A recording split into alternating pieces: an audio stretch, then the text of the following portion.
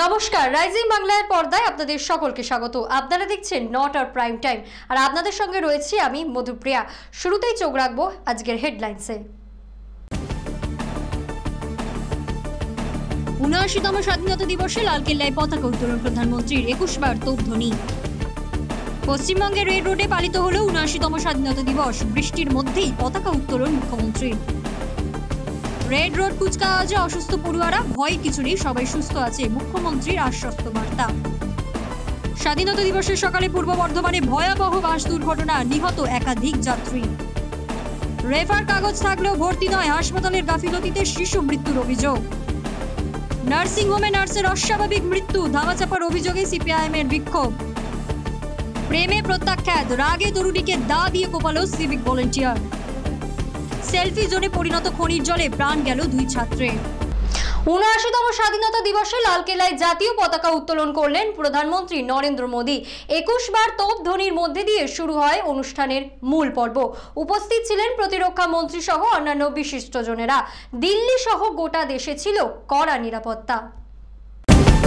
৭৯তম স্বাধীনতা দিবস উপলক্ষে আজ জাতীয় পতাকা উত্তোলন করলেন প্রধানমন্ত্রী নরেন্দ্র মোদী। অনুষ্ঠানের শুরুতে তিনি রাজঘাটে মহাত্মা গান্ধীর সমাধিতে শ্রদ্ধা জানান। এরপর লালকেল্লায় গার্ড অফ অনার গ্রহণ করে ২১ বার তোপধ্বনির মধ্যেই উত্তোলন করেন তিরঙ্গা পতাকা। অনুষ্ঠানে উপস্থিত ছিলেন প্রতিরক্ষা মন্ত্রী রাজনাথ সিং। দেশ জুড়ে বিশেষ করে দিল্লিতে ছিল কড়া নিরাপত্তার ব্যবস্থা। দেশবাসীকে স্বাধীনতা দিবসের শুভেচ্ছা জানান প্রধানমন্ত্রী। অপরদিকে দেশের অন্যান্য অংশের মতো পশ্চিমবঙ্গেও সাড়ম্বরে পালিত হল ৭৯তম স্বাধীনতা দিবস। রেড রোডে বৃষ্টির মধ্যেই জাতীয় পতাকা উত্তোলন করলেন মুখ্যমন্ত্রী মমতা বন্দ্যোপাধ্যায়। বৃষ্টির মধ্যেই যথাযথ মর্যাদায় পালিত হয় স্বাধীনতা দিবস। স্বাধীনতা দিবস উপলক্ষে শুক্রবার রেড রোডে জাতীয় পতাকা উত্তোলন করলেন মুখ্যমন্ত্রী মমতা বন্দ্যোপাধ্যায়। মুখ্যমন্ত্রীর আগমনের আগেই আকাশে মেঘ জমে, তারপর শুরু হয় বৃষ্টি। তবে আবহাওয়ার বিরূপতা সত্ত্বেও অনুষ্ঠান থেমে থাকেনি। বৃষ্টির মধ্যেই যথাযথ মর্যাদায় পালিত হয় স্বাধীনতা দিবস। এদিন ৬ জন পুলিশ কর্তাকে সম্মানিত করেন মুখ্যমন্ত্রী। রেড রোডে স্বাধীনতা দিবসের কুচকাওয়াজে গরমে হঠাৎই অসুস্থ হয়ে পড়ে পড়ুয়ারা।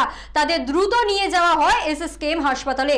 ৫৩ জনকে আনা হলেও ভর্তি করতে হয় মাত্র ১ জনকে।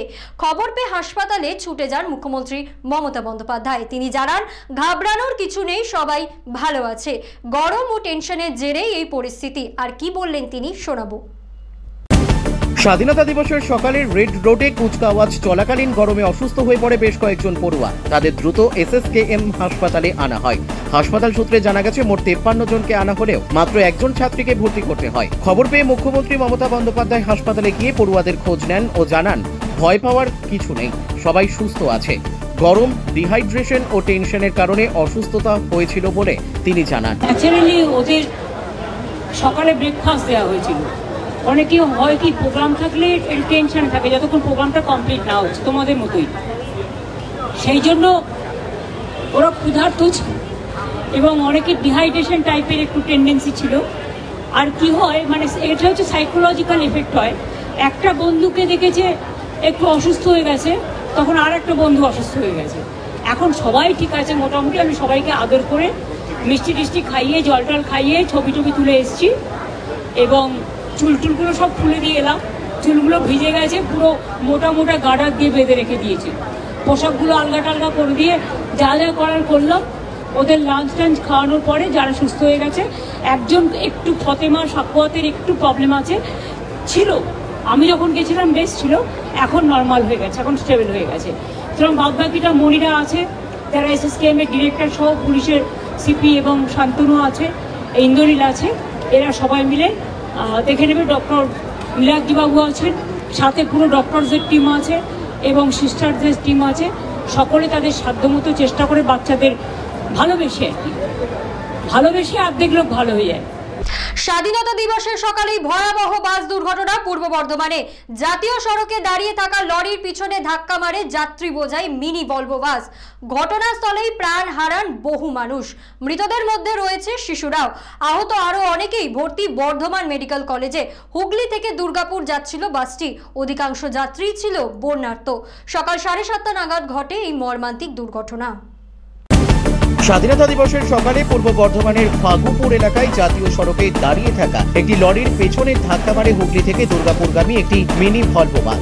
ঘটনাটি ঘটে সকাল 7:30টার দিকে। বাসে প্রায় 35 থেকে 40 জন যাত্রী ছিলেন, যাদের মধ্যে বহুজনই বন্যার্থী। স্থানীয় সূত্রে জানা গেছে 10 থেকে 15 জনের মৃত্যু হয়েছে এবং আহত হয়েছেন অন্তত 20 থেকে 25 জন। কয়েকজন শিশুও মৃতদের মধ্যে রয়েছে বলে খবর। আহতদের বর্ধমান মেডিকেল কলেজ হাসপাতালে ভর্তি করা হয়েছে। দুর্ঘটনার পর স্থানীয়রা ও পরে পুলিশ উদ্ধার কাজে যোগ দেয়। ঘটনাস্থলে পৌঁছান অতিরিক্ত জেলা পুলিশ সুপার ও বর্ধমান থানার পুলিশ। দেখুন, আমরা আজকে সবাই জানি যে আজকে ভারতের স্বাধীনতা দিবস একটা খুশির দিন, আনন্দের দিন, কিন্তু এই আনন্দের দিনটা যে এইভাবে মানে দুঃখের দিনে পরিণত আমরা ভাবতে পারিনি।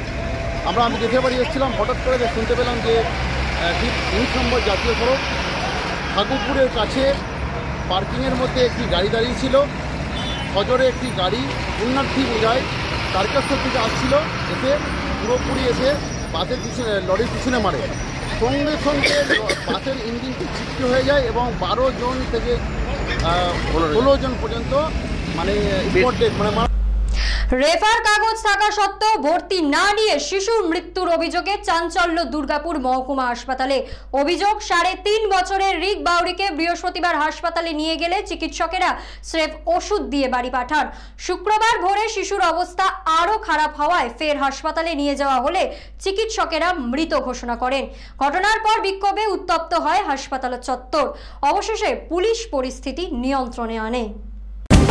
দুর্গাপুর নগর নিগমের প্রাথমিক স্বাস্থ্য কেন্দ্র থেকে রেফার কাগজ থাকার পরও ভর্তি না নেওয়ার অভিযোগ উঠেছে দুর্গাপুর মহকুমা হাসপাতালের বিরুদ্ধে। অভিযোগ, 3.5 বছরের রিক বাউরিকে বৃহস্পতিবার হাসপাতালে নিয়ে গেলে চিকিৎসকরা ভর্তি না করে ওষুধ দিয়ে বাড়ি পাঠান। শুক্রবার ভোরে শিশুর অবস্থা আরও খারাপ হলে ফের হাসপাতালে আনা হয়, কিন্তু চিকিৎসকেরা মৃত বলে ঘোষণা করেন। ঘটনাকে কেন্দ্র করে শুক্রবার সকালে হাসপাতাল চত্বরে পরিবার পরিজনদের বিক্ষোভে উত্তেজনা ছড়ায়। বিশাল পুলিশ বাহিনী পৌঁছে পরিস্থিতি নিয়ন্ত্রণে আনে। হাসপাতাল কর্তৃপক্ষ অভিযোগ অস্বীকার করেছে।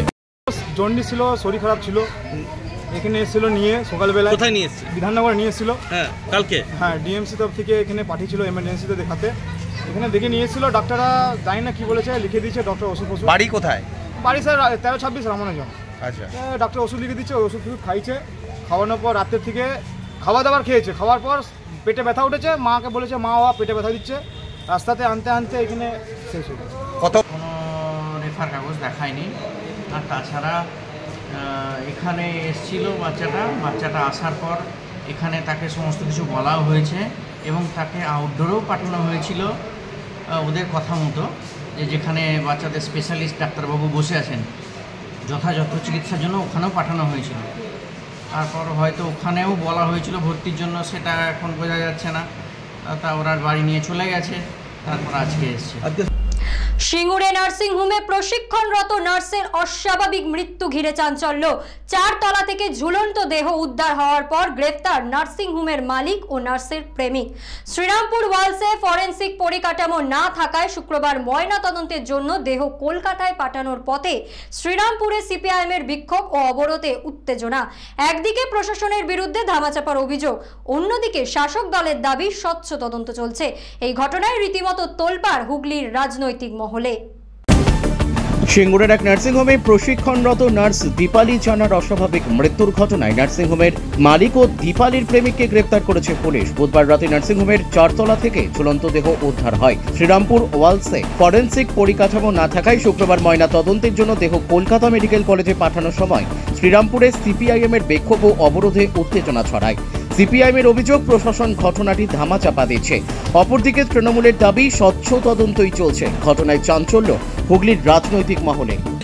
মেয়েদের কোনো নিরাপত্তা ছিল না, মেয়েদেরকে যে জেন্টস পুলিশ, সেই পুলিশরা আমাদেরকে টানতে নিয়ে এসছে। কালকেও এই সেম জিনিস আমাদের সঙ্গে ব্যবহার করেছিল, আজকেও সেই করেছে। এই অভয়া একের পর এক হয়ে যাচ্ছে। মাননীয় পুলিশ মন্ত্রী, মাননীয় মুখ্যমন্ত্রী, উনি কি মুখে কুলুপ দিয়ে এটে রয়েছেন? ওনাকে জানতে চাই, উনি কি একটি মেয়ে নন? আমাদের নিরাপত্তা কোথায়? আমাদের কোনো নিরাপত্তা নেই। সিপিআইএম আমরা এই কথা বলছি, এই রাজ্যে ন্যাক্কার জন্য ঘটনাগুলো যেগুলো ঘটছে, এর প্রশাসনিক মদত ছাড়া এগুলো হচ্ছে না। প্রাতিষ্ঠানিক এই ধর্ষণ হয়েছে, প্রাতিষ্ঠানিক ধর্ষণ সারা রাজ্য জুড়ে এক রূপরেখা তৈরি হয়েছে। আমরা বলছি এই স্বাস্থ্যমন্ত্রীর অবিলম্বে পদত্যাগ চাই। আমরা প্রত্যেকটা স্বাস্থ্য দপ্তরে এক ঘটনা ঘটছে, এই ঘটনা, এবং আমরা দাবি করছি শ্রীরামপুর থানার আইসি, আমাদের এসিপি সহ সুপার, এ সবের সঙ্গে যুক্ত একটা চক্র। এই চক্র এরা তৈরি করেছে, এরা যাতে এই মেয়েটা বিচার না পায় সেই ব্যবস্থা করেছে। ছেলে পুলিশ বুকে লাঠি মেরেছে, মেয়েদের বুকে ঘুষি মেরেছে, পুলিশের বুকে মেয়েদের ওপর গাড়ি চালিয়ে যাচ্ছিল। আমরা বাধা দিই, মেয়েরা বাধা দেয়। মেয়েদের ওপর ছেলে পুলিশ অ্যাটাক করেছে, অত্যাচার করেছে। আমরা শেষ থেকে যাবো। প্রেমে প্রত্যাখ্যান আর তারপরেই রাগে জ্বলে উঠল যুবক। দক্ষিণ 24 পরগনার বাসন্তীতে দিনের আলোয় দা হাতে হামলা। অভিযোগ, বিয়ের প্রস্তাব ফিরিয়ে দেওয়ায় তরুণীকে কুপিয়ে খুনের চেষ্টা করলো এক সিভিক ভলেন্টিয়ার। হামলার পর বিষ খেয়ে আত্মহত্যার চেষ্টা ওই সিভিক ভলেন্টিয়ারেরও। রক্তাক্ত অবস্থায় দুজনেই এখন হাসপাতালে চিকিৎসাধীন।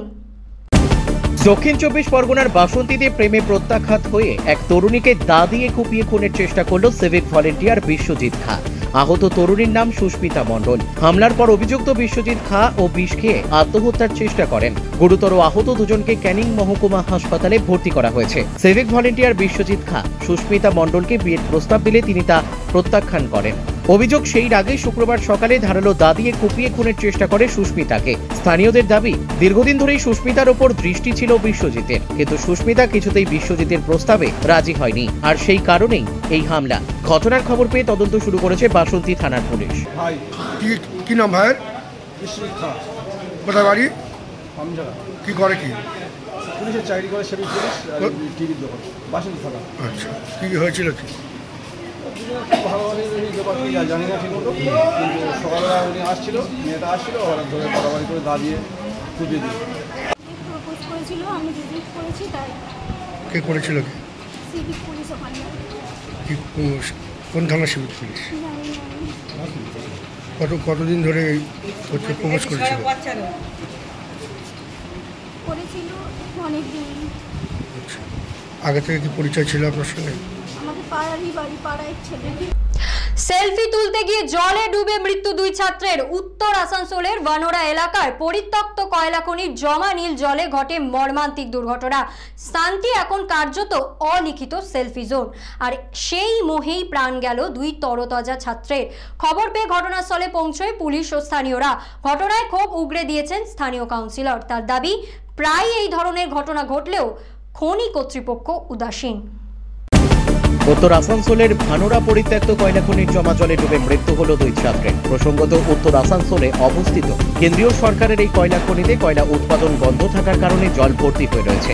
কয়লা খনির মানচিত্র অনুযায়ী নীল জলে এলাকাটি অলিখিত সেলফি জোনে পরিণত হয়েছে। স্থানীয় সূত্রে জানা যায়, শুক্রবার বেড়াতে এসে দুর্ঘটনাবশত ওই জলে পড়ে যায় দুই ছাত্র। খবর পেয়ে স্থানীয়রা ও আসানসোল উত্তর থানার পুলিশ ঘটনাস্থলে পৌঁছায়। স্থানীয়রাই দড়ি ব্যবহার করে মৃতদেহটি উদ্ধার করেন। স্থানীয় কাউন্সিলরের অভিযোগ, প্রায়ই এই ধরনের ঘটনা ঘটলেও খনি কর্তৃপক্ষ উদাসীন। জলে ডুবে আমরা উদ্ধার করলাম, দুটো ছেলে পড়েছিল। কখন শুনলেন ঘটনা? মোটামুটি 1 ঘন্টা আগে শুনেছি আমি। এরা কি ছাত্র মনে হচ্ছে? মনে হচ্ছে ছাত্রই তো। স্কুল ব্যাগ পাওয়া গেছে, পাওয়া গেছে, মোবাইল মনে হয়, কিন্তু আমাদের জানা তো নেই কোথাকার ছেলে। তো এইখানে এরকম হয় কেন? বারবারই কি ছেলেমেয়েরা এখানে? ইসিএল দেখুন, আমাদের এখানে কোনো গার্ড দিচ্ছে না, কিছু না। বারবার ছেলে এসে, একটা মেয়ে ছেলে মারা গেছিল কিছুদিন আগে, উঠিয়েছিলাম আমি। আরেকটা ছেলে ওখানে ওই জায়গাটা ডুবেছিল, সেটা উঠিয়েছিলাম আমি। এই ঘটনাটা প্রতিদিনই প্রায় আমাদের কাছে দুর্ভাগ্য এটা, যে এটা ইসিএলের একটা খনি, পরিত্যক্ত খনি, তাদের লাপরওয়াহি, তাদের এটার প্রতি কোনো গুরুত্ব নেই। প্রতিদিন তাদের কানেও খবর যাচ্ছে, নিউজে দেখছে, তারা প্রতিদিন 1-2 করে মারা যাচ্ছে। তারা এটা খবর রাখছে না। এবার আমরা স্থানীয় মানুষ নিয়ে আমরা বৃহত্তর আন্দোলনের দিকে এগোবো। আজকের মতো এই পর্যন্তই। ফিরে আসবো আগামীকাল ঠিক এই সময়। চোখ রাখুন রাইজিং বাংলার পর্দায়। দেখি বাংলার মুখ।